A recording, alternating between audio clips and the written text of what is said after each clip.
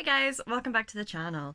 Today I have something a little bit different for you. I've got a pretty big backlist of books that I have bought in the last year or so that I've not read yet. So I've picked out 12 books, one for each month. I might not specifically read one each month. I might read two or three one month and then nothing for the next couple of months. I'm not going to say I will definitely read this one this month, but I have got 12 months to average out over, so it will average as a book a month that I want to challenge myself to read in 2022. I will do a video in June or July and then another one at the end of next year to check in and see if I stuck to my promise to myself of reading these books. But yeah, so you can think of this as a TBR that's not a TBR, but it's my backlist challenge. So the first one I've picked out is Sparrow Falling by Guy Siebold. I have no idea how to pronounce this. I'm sorry. And apologies in advance. I'm going to read a lot from the back of the books because they describe books better than I do. So, Sparrow Falling is Evelyn Sparrow hopes to put her past experiences as a thief and con artist to more legitimate use, which is why some of the girls at her Sparrow school receive private lessons in burglary. That's a really difficult word to say. Fakery and other such underhand practices. But it's hard to get honest work when few businesses will employ young ladies in the security professions.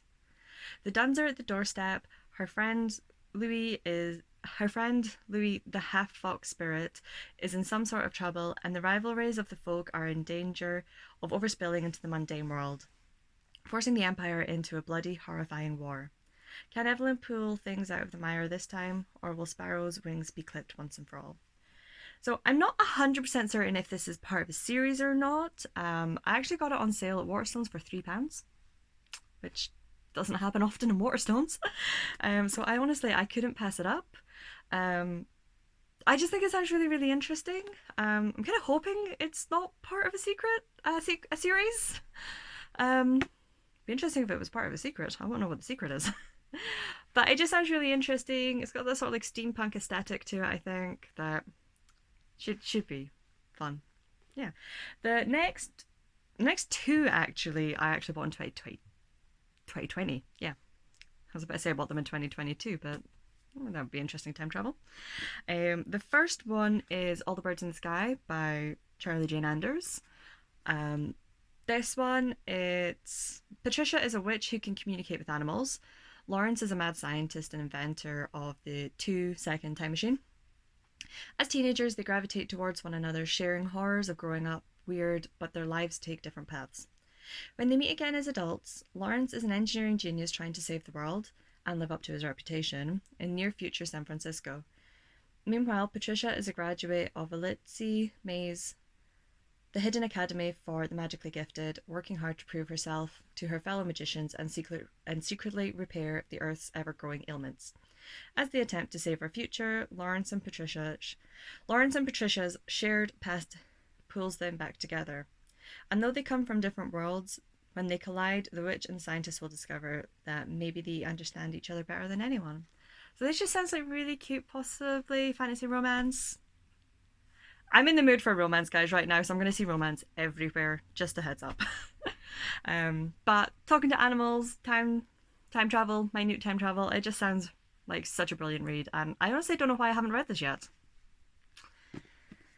The next one, this was a bit of a YouTube darling for a while, I think, particularly when I first started watching YouTube, but that is The Bear and the Nightingale by Catherine Arden. Beware the evil in the woods. In a village at the edge of the wilderness of North Russia, where the winds blow cold and the snow falls for many months of the year, an elderly servant tells stories of sorcery, folklore, and the Winter King to the children of the family. I really apologize. I really struggle to read out loud. Tales of old magic frowned upon by the church. But for the young, wild Vasya, these are far more than just stories. She alone can see the house spirits that guard her home and sense the growing forces of dark in the woods. So that just sounds really interesting, really fun, quite dark. I'm not sure I'm going to read this in December. I'm definitely not going to read this in December because I know roughly what I want to read this month for once, kind of. But I think this will be one I hopefully get to right about the start of the year because it just sounds like a really good winter read. And I quite like Russian-inspired things. I wanted to learn Russian at one point. Ignore me. Anyway, the next one. Is this the only one? Next two. Rearrange my pile a little bit. So I get a book subscription from Mr. B's bookstore down in Bath. I get a different book every month. It is a personalised subscription and they pretty much hit the nail on the head absolutely every month. I've been getting this for almost 2 years and I'm really, really proud of myself. There's only 2 books, not including December's book because it hasn't arrived yet, but there's 2 books that I have not read. So the first one is the Lies of Locklamarra. I have tried to start this twice and I've never gotten past the first chapter. So I'm not sure if this is the one dud, essentially, but it was still a very good pick for me, or if I just need to be in the right mood. What I might find is if I've got a spare credit, I might try this on audio first and see how I got on. But I definitely want to get around to this because I've just heard so much good things about this.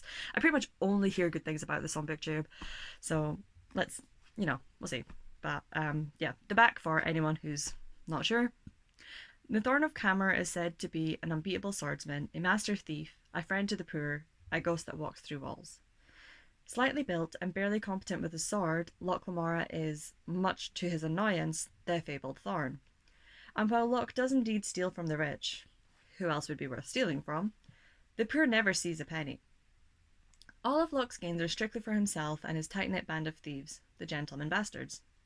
The capricious, colourful underworld of ancient Camor is the only home they've ever known. But now a clandestine war is threatening to tear it apart. Caught up in a murderous game, Locke and his friends are suddenly struggling to stay alive. Now, I know this is grimdark, and I don't necessarily read a lot of grimdark, so that might be why I'm not necessarily clicking with it. But like I say, I've never actually made it past the first chapter, so I am keen and determined to give this a really good try this year. Next year. Whatever. The next one, which is my second, the other Mr. B's book, that I think I received... I think I got this one in the spring, and I never got around to it. And that is Heresy by S.J. Paris. This is an Elizabethan murder mystery, by the sounds of it. Oxford, 1583. A place of learning and murderous schemes. The country is rife with plots to assassinate Queen Elizabeth and return the realm to the Catholic faith. Giordano Bruno is recruited by the Queen's spymaster and sent undercover to expose a treacherous conspiracy in Oxford, but his own secret mission must remain hidden at all costs. A spy under orders, a coveted throne under threat. When a series of hideous murders ruptures the close-knit college life, Bruno is compelled to investigate, and what he finds makes it brutally clear that the Tudor throne itself is at stake. So, I tend to, with my murder mysteries, and historicals, I tend to prefer more Victorian, but it could be really fun. So that's the next one. Well, not quite the halfway point. So the next one, and I'm fairly certain I will get to this one at some point, that I want to read is House of Earth and Blood. House of Earth and Blood, I said it right. Haha. The First Crescent City book by Sarah J. Maas. So we've been reading the Throne of Glass series over at Barb's Bookland, and I've been really enjoying those. There's lots of things about them that I'm normally would really annoy me, but I'm just like, with these ones, and I'm actually really enjoying the books. As part of my Secret Santa, I got Akator. And yeah, I think Sarah J. Maas is one of those authors where it's like, she's not quite going to be a guilty pleasure, because I don't feel guilty about it. But it's one of those authors where it's like, ordinarily you would annoy me, but for some reason you don't, and you're just kind of clicking with me. So yeah, I'm fairly certain I'm going to read a lot more of her works this year. Alright, the next one, I bought this for two reasons. The first one is I saw Angela over at Literature Science Alliance reading it and giving it a pretty decent review, if I remember correctly, and it sounded really interesting. And the second reason I bought it is because it has got one of the prettiest covers I have seen. It's got really pretty sprayed edges, and I am a sucker for sprayed edges. Even if it's just a solid block color, I am a sucker for sprayed edges. And it is just such a really, really pretty cover. So at the back there's not much on the back, but are we girls or are we demons? Are we going to die or are we going to survive? In this bold and immersive fantasy, a young heroine fights to save a world that would dare tame her and discover she is her own fierce weapon. So I think if I go into the cover, Decca lives in fear of blood ceremony that will determine whether she can become a member of her village. If she bleeds red, she will belong. But on the day of her ceremony, her blood runs gold, the colour of impurity, of a demon. The consequences force Decca to leave her village with a mysterious woman destined to join an army of girls like her. The Alakai, girls who are near immortals with rare gifts, and the only ones able to stop the Empire's greatest threat. So that sounds really interesting. Sounds like it will be quite a quick-paced read, possibly. Quite action-packed. Maybe more of a summer read, but we'll see. The next one, this one actually came with my Box of Stories subscription. Spoiler alert, I have way too many book subscriptions. I need to sort them out at some point this year. But this one is City of Lost Fortunes, which is a contemporary fantasy set in, like, an urban fantasy set in New Orleans. And I have been to New Orleans and I really enjoyed my time in New Orleans, except for the heat and the mugginess, which totally destroyed me. But yeah, so Post Katarina, New Orleans is a place haunted by its history and by the hurricane's destruction. Street magician Jude Dubuisson is likewise burdened by his past and by the storm, because he has a secret: the magical ability to find lost things, a gift passed down to him by the father he has never known. Jude has been lying low since the storm, which caused so many things to be lost that it played havoc with his magic. But his retirement ends abruptly when the fortune god of New Orleans is murdered, and Jude is drawn back into the world he tried so desperately to leave. A world full of magic, monsters, and miracles. A world where he must find out who is responsible for the fortune god's death, uncover the plot that threatens the city, and discover that his talents have always been trying to show him what it means to be his father's son. So this sounds like it could be, I don't know, it could be quite gritty maybe.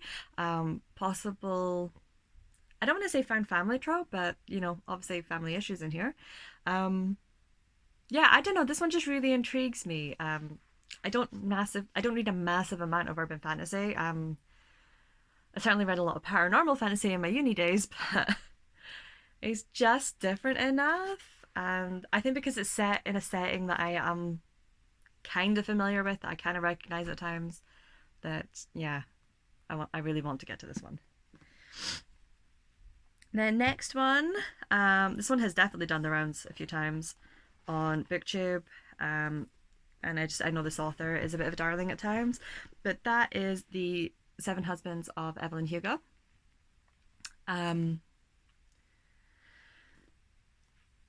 Definitely not normally what I read. I don't read a lot of contemporary, but I don't know. It just seems, I think this is going to be very character driven. This can only be very character driven, and Evelyn sounds like from what I've heard, Evelyn is just a really, really interesting person. So, yeah. Reclusive Hollywood icon Evelyn Hugo is finally ready to tell the truth about her glamorous and scandalous life.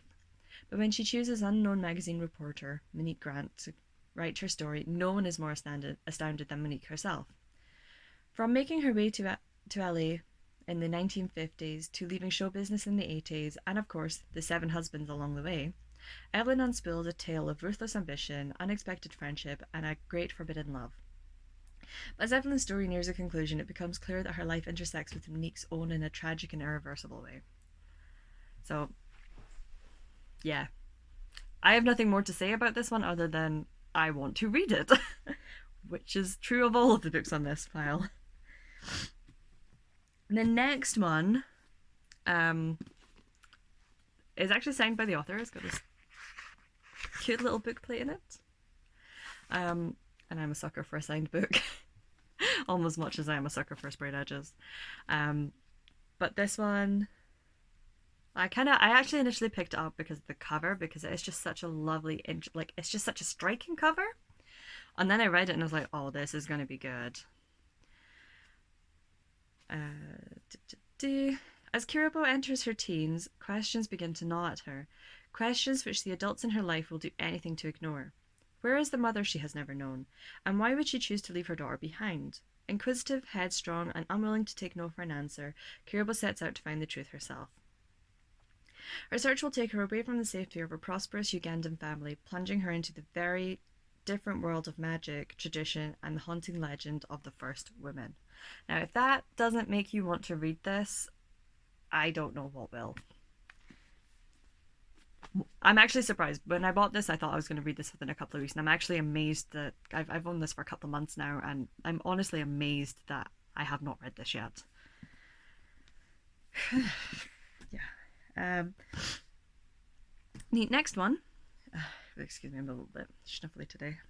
The next one is Small Pleasures, which I mentioned a few weeks ago, about a month ago, in a weekly wrap up that I did try to start this. I got 15 pages into it. I was really excited when I first went to pick this up, and then then my mood changed, because I am a massive mood reader. I can't do a proper TBR because I will not stick to it. I'm really intrigued by this one. It is basically about a woman who writes into a newspaper claiming that she gave birth to her daughter. Rather, she conceived her daughter immaculately.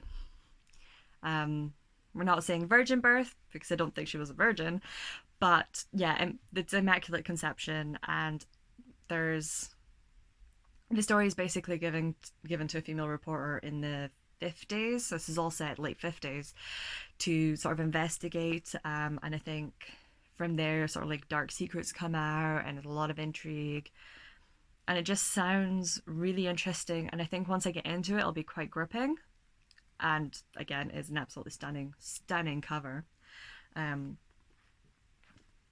Yeah, I think my mood turned, and I wasn't in the right headspace to read this at the time. So I am really excited and keen to get back to this at some point. And then the last one, because we have made, I hope, 1, 2, 3, 4, 5, 6, 7, 8, 9, 10, 11, 12. Yes, I actually picked 12 books. So the last one, this was actually I can't remember its name, but there's a book club that I joined a couple of months ago who did this as their October read. And I put a hold on in the library, and I was third in the queue, and then I was third in the queue, and then I was third in the queue, and I just stayed third in the queue. And a couple of weeks ago, I was like, I'm never getting this book, so I just cancelled the reservation. I was like, we're well past October now. Like, I've missed it anyway. I'll get around to it at some other point. And then I was down south visiting friends and family. One of my friends was trying to was looking for a justification to buy the paperback, but because it's much more compact, she much prefers paperbacks. But can she justify it when she already owned the hardback? And I'd been mentioning that, I've just had to cancel my hold because I've given up. So she very, very kindly gifted me her hardback copy of Mexican Gothic so she could buy the paperback. It's not the first time we've done something like this. So yeah, there's definitely darker than what I normally read, but when glamorous socialite Nomi Teboda, I totally mispronounced that, receives a frantic letter from her newlywed cousin begging to be rescued from a mysterious doom, it's clear something is desperately amiss. Catalina has always had a flair for the dramatic, but claims her husband is poisoning her, and her visions of restless ghosts sound remarkable even for her. Naomi's chic gowns and perfect lipstick are more suited to cocktail parties than amateur sleuthing, but she immediately heads to High Place, a remote mansion in the Mexican countryside, determined to discover what is affecting her cousin. Tough and smart, she possesses an indomitable will, and she is not afraid. Not of her cousin's new husband, who is both menacing and alluring, not of his father, the ancient patriarch who seems to be fascinated by Naomi, and not of the house itself, which begins to invade Naomi's dreams with visions of blood and doom. Her only ally is the inhospitable abode. Her only ally in the inhospitable abode is the family's youngest son. Shy and gentle, he wants to help, but he might also be hiding a dark knowledge of his family's past. For there are some secrets behind the walls of High Place. The family's once colossal wealth and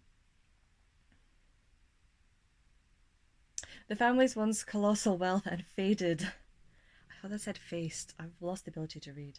Mining empire kept them from prying eyes, but as Naomi digs deeper, she unearths stories of violence and madness. I don't know why this intrigues me. I don't know. Like, ordinarily, anything else like this, I'd be like, oh, that sounds a bit too scary. Honestly, this sounds scary. But I've been assured it's not that scary because I am a huge coward. I am such a wuss. I can't do horror of any sort. Um,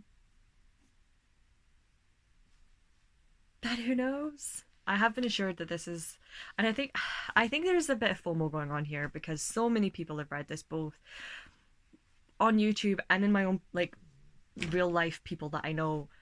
A number of people have read this and have said that they really enjoyed it. And the friend who I got it for has really good taste in books. And if she recommends, and she knows my taste well enough that if she says that she think I might like it, then who knows? So yeah, this is proper FOMO. That's why I want to read this book, because I want to see what it's about and why everyone's raving. And yeah, I'll definitely be reading it. I think I don't know. I don't know when I'll get around to this, but it will be in the daylight. Yeah. That's all. I'm going to read this one in broad daylight. Maybe on a Saturday. So if I'm up all night on Saturday night, then I've got Sunday to recover before going to work. But yeah, that is my 12 books that I am challenging myself to read this year. I will check in again, like I said, in June and at the end of the year to see how I'm getting on. And yeah, let me know in the comments, is there any books that you have decided that you bought and wanted to read this year but didn't get around to? Anything that you're like, nope, I am definitely going to do next year? Any challenges you're setting for yourself? Like if you like, subscribe if you want, I guess. Yeah, I'll see you guys in the next video. Bye.